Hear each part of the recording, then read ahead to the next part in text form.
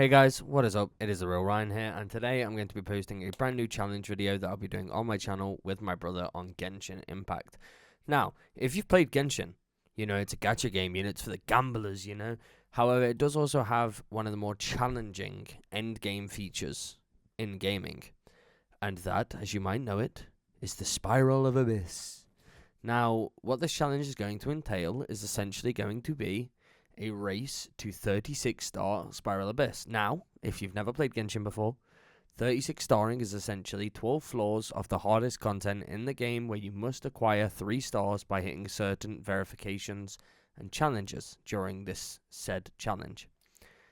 Now, what me and my brother are going to be doing is racing on fresh accounts to see who can do it first, and any methods are viable. However, we cannot play off stream, and we cannot play without each other on. Now, without further ado, I will get into the challenge video and I will start the commentary.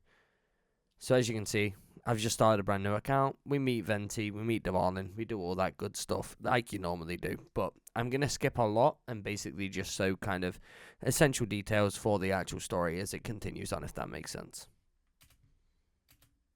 So we finally got up to the point where you meet Amber. Now I won't lie to you guys, I do not plan on building her. You will never see her played in gameplay. I'm not using her.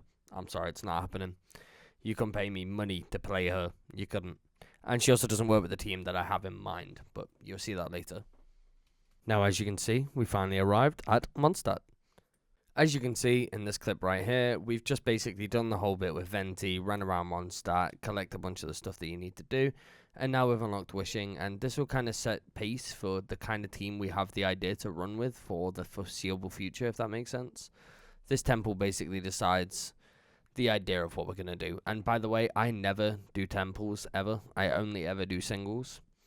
But essentially what we're looking for is Flins, and the reason we're looking for Flins is if I can manage to get to AR45 in the next 17 days and manage to start building my characters, Flins has a massive buff in the Spiral Abyss due to him being the brand new character. I'm hoping to use that buff and allow me to push gradually further into the Spiral Abyss. Also, we got a cryo character there that I've never actually used, and yes, I do use all this currency. Don't come at me. But that's why I kind of wanted to go for Flins. I think it will help, push the Spiral Abyss team much further for the first half, if I can get it all done in the first 17. But the plan is to have Flins, and then also get the Dendro character that's coming out in the next banner, and maybe you also get Arlecchino as well, and that'll allow us to have a very good team. And as you saw, we got Layla, Sucrose, and Noelle. We won't be using Layla, we will be using Sucrose, but we also won't be using Noelle either. So also guys, currently right now, if you join the game during the 5-year anniversary, you will be able to claim a free 5-star. Now my idea was to get Tignari to begin with because Dendro is very good against every element. Any shields, the Abyssal Mages, anything you come across, Dendro will be an extremely good help against all elements. And it works with the Lisa and every other comp. And as you can see, we pull an early 5-star, and it's Chi-Chi, bro. Man, come on, bro. Every time, man. This account could have been golden with the best star ever, and I pulled Chi-Chi, bro. You can't make that up. But we won't be using her either, unfortunately. But as you'll see as the video goes on, the team will pretty much consist of, I don't remember what her name is. There's a little chibi electro girl who bounces around on a slime. We'll be using her, Lisa, Tignari, and Sucrose for the foreseeable future, unless I switch out Sucrose for Colleen, maybe, but I'm not sure yet. But that's the team that we're running with for the most part. But after doing this, we run around, we do a bit more exploring, and then we continue on with some of the main story. But I'll let you guys see as I chip back in as the video goes on. In this clip here, we managed to complete the domain you do with Kaya, and then we were going to go and do the one with Amber. So now we've unlocked Kaya. We won't be using him in the team either, neither with Amber, but I just thought I'd show you this piece of progression. We're now up to adventure rank level 6 now, and we're slowly getting there, but not much has really changed. We did a bit more looking around, exploring the world, stuff like that. Right here, my brother actually makes a pretty good shout, and that was like, bro, have I been leveling up my Tignari and actually playing the game properly? But because it's been so long that I played Genshin and I was so dedicated to actually farming and grinding out the exploration, I genuinely forgot that I have to level up my characters. So we finally put some XP books into Tighnari, gave him a weapon, and gave him a full set of artifacts. And bro, oh my god, mind blowing. I forgot this was a thing. It's crazy. Like, how do you forget something in a gacha game where character progression? Bro, the minute I realized and I saw the damage changing, oh, it was incredible. I'd been struggling for no reason. Well, I hadn't been struggling, but stuff was much slower for no reason. But as you see, we're just about to unlock Mother, Lisa. And she'll be a crucial part of the team to begin with, but really glad we got Lisa. Obviously, everybody can get her after you do the domain missions, but she is a core moment of the team because she's a very good electro amplifier and will allow us to proc Dendro to get this quicken, and it just works really well with the team. So that's why we're glad we got Lisa. She'll be getting powered up, same with Sucrose, and they'll be a big part of the team. They might even be one of my main Spiral Abyss teams. While doing some exploration, I realized that it might be a good idea to start leveling up some of the artifacts I actually have on Tighnari to make stuff just a bit easier as we run around the world. So I upgraded some of those artifacts, not by much, because obviously I don't want to massively waste all the resources I've got as I'm leveling up. But Tighnari was a massive part of my damage. Essentially, the only player on my team that was actually doing any at all. So I constantly kept him topped up. And all we were doing at the minute was running around, opening chests, trying to discover the map a bit more, and trying to get that adventure rank back. Because that's all we were basically missing now to continue with some of the main story. But the attempt and then the approach that I took was to do more of the exploration instead of just spamming out the main story. Whereas Dylan's approach was to do barely any exploration, just the bare minimum to hit the IR ranks, and then do the main story constantly. Whereas obviously I decided that map exploration and getting the Animonculuses were a much better design of my time for later on. Like, I have significantly more stamina and stuff like that. Move it here. Go to my OBS. They can see it. Go. Is that? Wait, you've not even bought them yet? Oh, you did. Bora. Okay. Come on, Beta. Oh, early! Come on, Beta. Give me flints. Bomboclat. Bomboclat. Boy, ain't no way, boy. Right, it was like destiny. Come on. That's kind of good. Sword. Sacrificial. The man Got got a more. fucking GG, bro. Come on, bro. Blessing. Oh, big. What the fuck? Who's that? You need it for Flins. Come on, Last bro. temple. Ooh, another early. That's guaranteed, by the way. You've got him. Mein Kampf. Oh, C1 Sucrose? A C2 Juicy. Sucrose, stupid. Is it? The boy? Don't call me stupid. Wait. Let's see what. Ooh. Should I get some normal spins? Yeah, I'll get my Noel banner. So, as you would have seen in the previous clip, Dylan had decided to pull out the ultimate superpower, which was his credit card. But there was a reason behind why I didn't have a massive problem with it, is I'm confident enough that I'm going to beat Dylan regardless. And also, this is technically going to be Dylan's main account after the challenge is finished, because he had moved from console to PC, and you can't transfer your Genshin accounts. So I had no problem with him spending a bit of money to get a guaranteed Flynn, because he'll be using the account for the foreseeable future. And I still think I'm going to beat him regardless, but just in case you guys ever doubt my resolve, yes, I did go through the entirety of the effort of using Kaya and Chi-Chi to get across this fucking water gap. And yes, this was my second try, and I was still willing to do it afterwards, after I'd got all the way there and fell in. But yeah, I hate this bit. I don't get why anybody comes all the way over here. And also, funny enough, when I get over here as well, what do you guys think I did? I did everything else you need, except grab the hidden luxurious chest that's hidden behind the bottom of the waterfall. Oh, I was so pissed. I actually went to come back here later, failed twice, and then completely lost my mind. But yeah, this will show you that I'm dedicated to my causes. Don't ever come here. It's not worth it. The primo gems aren't that important. Your sanity's way better. Or come here if you've got Farina. If you don't, there's no point. This is hell.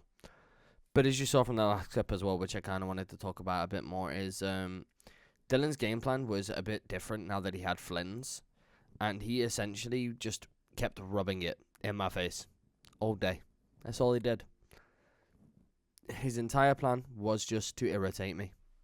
As you can see, we finally had done enough exploration to hit adventure rank level 12 and allow ourselves to continue with the Venti MSQ. So we continue doing this, and this quest brought back so many memories of me, because it had been almost 5 years since I'd last done it, or even seen it, or done anything revolving around Venti or the start of the game, but it was fun to see it all again. It's unique going back to something you've already done multiple times and just looking into it. And involves a power rank between me and Dylan right now. He was most definitely winning, but stay tuned, because that does change. So, funny enough about this quest is what I completely forgot, is that no matter what AR level you are, or world level you are, this Eye of the Storm is significantly higher level than you. So I'd gone to that island, grabbed this whole side quest, and done all this stuff just to try and unlock the Eye of the Storm quest. Just to realise I couldn't even fucking kill the thing. Yeah, that was fun. Nice waste of time. I won't lie, this was the type of stuff and the times where I genuinely believed that I was actually putting myself further behind than Dylan.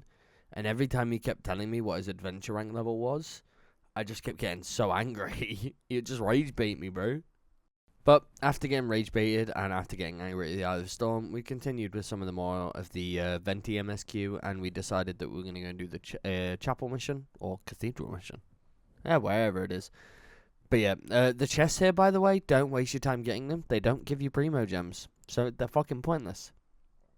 But yeah, I also hate this quest. I got caught twice trying to go for chests to figure out they don't give you primo gems, and then I got it first try, but it's just annoying. I don't like having to purposely slow down. But yeah. Here we go. This was kind of the bit that changed. After we'd finished the Dilute quest and we'd done everything else, we hit adventure rank 15, which now meant we could ascend Tignari to level 40 and get level 40 weapons, and just allow us to actually go and defeat the Eye of the Storm finally, and just work on our characters a bit more, make them a bit stronger, and have a bit faster progression. And bear in mind, at this point as well, I had just got to adventure rank 15, right, and done the main quest with the Luke, and still had a bunch more of the Venti stuff to do. Dylan had already beat Dvalin, and was well on his way to Liwa. Like, that's how far behind I was, considering I had done so much exploration. And another thing I'd forgot is if you do exploration in Mondstadt, your common chests give you no primos. Your exquisite chests only give you 3 primos. So it's almost pointless starting a race for primos to get a character in Mondstadt, because they give you less chests than where everywhere else does. I was so angry when I found this out, but as you can tell, I was also working on my survival guide handbook and all that stuff. So I wasn't just running around the map doing all the gathering. I was also trying to make sure that I was getting all the survival handbook and stuff. But yeah, we were getting there. But due to the fact that we weren't doing the MSQ very much, we were doing much more adventure rank, leveling up through exploration and stuff like that. However, you would think I wouldn't need to do this after another quest, but the gap is so large in between quests where you genuinely do have to do quite a decent bit of exploration before you can continue doing the MSQ. But what I would mainly do would do one MSQ, go get 2 adventure rank levels, and then come back and hope that I was just constantly staying up to date with it. And that was kind of working. This little clip here, I knew I was going to need electric materials to awaken Lisa for when we get to adventure rank 25. So I decided I'll fight it now and just help the grind a little bit later. But I also mainly wanted to test how much damage Tignari would do. And to be honest, considering he was the level he was, I don't honestly think that this damage was terrible, considering he's also got a blue bow and everything, right? Also, I lost out on a bunch of damage, because I don't know if you saw, but I tried to hit the Electro Cube with Lisa. What the hell, boy? But I think he was doing some good damage. I'm excited to see what it'll look like when he's actually level 90 and he's got really good artifacts. I think he could pump out some decent damage, and I'm going to do a whole review on it when I actually get him there. So, in this clip, I thought, fuck it, let's go to the spiral abyss. Let's just go see how many floors you can do. Wait for it. Wait for it. You fucking dumbass, bruh. So I went there, not knowing it was locked, to figure out it was locked. And then I decided, fuck it, I'll come back when I'm adventure rank 20. I didn't even get the homunculus, and I just left. So stupid. We were here, we were level 40, we were ready for revenge. So we'd come back to fight the Eye of the Storm, and we pantsed him this time. So much easier. I don't get why I even tried to do this before I was ready, but to be honest, I completely forgot. But yeah, we took the side quest out, and we got the luxurious chest. Honestly, guys, do this quest. It's really easy. It's just the walk down to the island that just makes it suck. So, like, just don't do that bit. Just to basically sum up some of the stuff you would have missed from the last, 4 hours of content I just cut out from this live stream, was essentially me just running around doing a bunch of exploration. I was essentially just getting to AR20, getting everybody up, getting everybody ready to come and take on the first couple of floors. Now, what was interesting is that I actually did better than I thought I was going to do, considering I was as low as I was. Oh, also, you might be wondering why the fuck am I now cosplaying as a minion? Because, barato, why not? Why not? But we decided to take the team in, so like I said earlier, we were running Dory, we were running Sucrose, Lisa, and I can't say his name all of a sudden. Tigneri? I can't say it. Oh my god, I've just brain farted. But I'll let you watch how it goes, and I'll let you see the first couple of, I'll let you just see the power, basically. What are you even talking about, bro? It's like you don't even listen to the song lyrics. Have you seen that TikTok trend where it's like, your friend clearly doesn't know the lyrics, and it's like to that song? Yeah. How does it go? I don't know, I can't remember. Don't know why, but I always find it mega funny. Mega fucking funny. I hear everything. It's because you're not very intelligent. You're so funny, you shut the fuck up. Guys, please, forgive me for the amount of brain cells you're losing from just watching that little clip. But I like throwing in sometimes a bit of the conversations me and Dylan have, because sometimes we're just talking complete and utter shit. This was one of the examples. Yes, we're very stupid. But as you can see, we weren't struggling too bad. Like, obviously, this floor sucked especially because they were all electro slimes, which made it to where we couldn't use Quicken, and Lisa and Dory did no damage. But we cleared it with ease, but the next floor shows a bit better of an idea of how strong we are. We also went for the left tree here, because who doesn't want more element burst damage? But as you'll see now, that we do actually do a significantly better job against these guys. Obviously, yes, I know this is floor 1, chamber 2. But this essentially stayed this way all the way up until floor 3.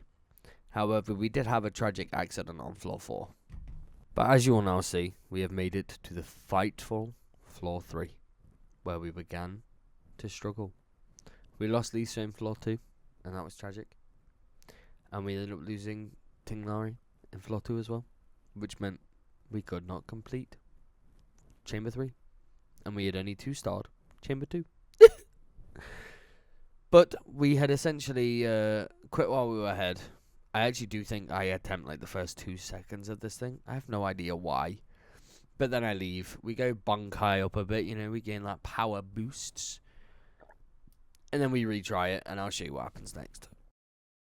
Word of a lie, this little summon session that you see right here, this book, this is what changed our chamber 3, floor 3 attempt run on Spiral. That book completely buffed us out the water, because floor 3 had it where swirl reactions did significantly more damage. So I slapped this onto Sucrose, I upgraded a bunch of Tinglari's stuff, changed his artifacts, upgraded his level a bit more, upgraded his weapon, and then we jumped back in and we managed to clear it, and it was so much easier this time, it's wild. Oh yeah, another pull from this summon session that I did was I got another Sucrose, which meant she'd gain an additional charge now as well, which just made it to where I could swirl even more. And then with the book, it has a chance to replenish a ability you use, so that means I was constantly being able to refund Sucrose's charges and maybe even sometimes get 3.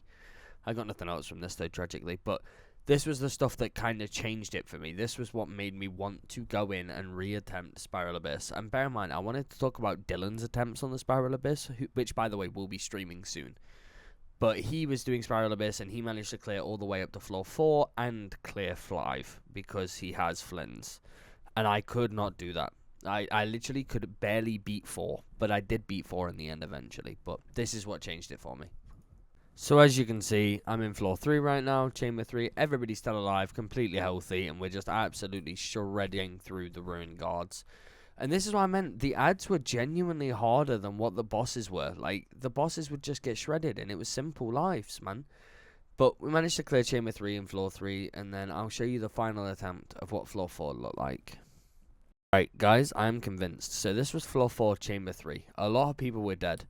The only reason that I managed to do this and still beat it was entirely because of Tignari and Sucrose. Like, Lisa and Dory weren't even in this fight. The only reason I was able to do it was because of Sucrose and Tignari. And then after this, we could not continue any further. I completely stopped. There was no point headbutting my wall against this, but we did manage to complete every single one. And obviously now we're up to floor 5. However, what this meant was beating floor 4 meant that we unlocked every single prerequisite character you can unlock through Spiral Abyss. So we had unlocked Xingling, and we had unlocked Colleen, and we had also unlocked Barbara previously through the story. However, at the moment we haven't used any of these characters, but we do plan on using Colleen later on because we'll need the extra Dendro and the extra healer. But there you go, as you'll see, we cleared up to floor 4 with 3 stars on every single one. And we were 1 floor behind Dylan so far because he is up to floor 5 with 3 stars. But this will be the first part of today's episode. I hope you guys do enjoy the episode. I hope you guys enjoy the series. There's going to be many more to come. We're already doing all this stuff live at the moment. So if you want to come check out a more direct approach, get to know me and Dylan a bit more, or just enjoy the series from a more close perspective, then come join the streams. I'm live every day on YouTube and Twitch. Make sure to look out for them. But if you did enjoy the video, leave a like, comment, subscribe down below, and also remember to turn the notifications on so you never miss an episode of the series. And I'll catch you guys tomorrow for the next video. Adios!